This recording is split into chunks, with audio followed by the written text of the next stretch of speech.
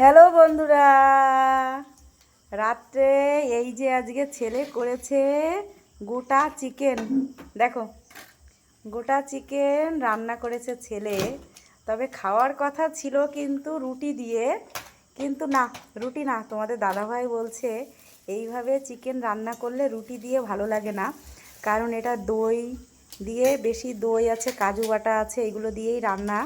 সেই কারণে এর সঙ্গে খাবো কি বিরিয়ানি।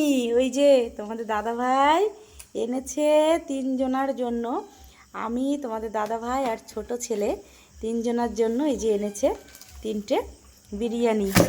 তাই এই যে দেখো বিরিয়ানিটা ঢেলে দিল। আর এই সমস্ত চিকেনটা কিন্তু রান্না করেছে আমার ছোট ছেলে। আমি দুপুরে তোমাদের ভিডিওয় বলেছি যে চিকেন দেখিয়েছি ম্যারিনেট করে রেখেছে, সেই চিকেনটাই এই যে রান্না করেছে। কিন্তু মাংসগুলো এত ভালো সিদ্ধ হয়েছে, অনেক সময় ধরে ছেলে আস্তে আস্তে রান্না করেছে। আর এই যে কিনে নিয়ে এসছে কিন্তু আলু বিরিয়ানি। আলু বিরিয়ানি নিয়ে এসছে, যেহেতু আমরা চিকেন দিয়ে খাবো সেই কারণে আলু বিরিয়ানি নিয়ে এসছে।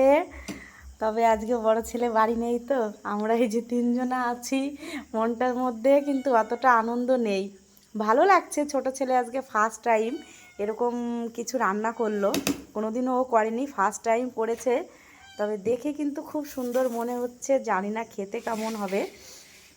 তোমাদের দাদা ভাই একটু ট্রাই করে দেখুক, একটু খেয়ে দেখো তো কেমন হয়েছে।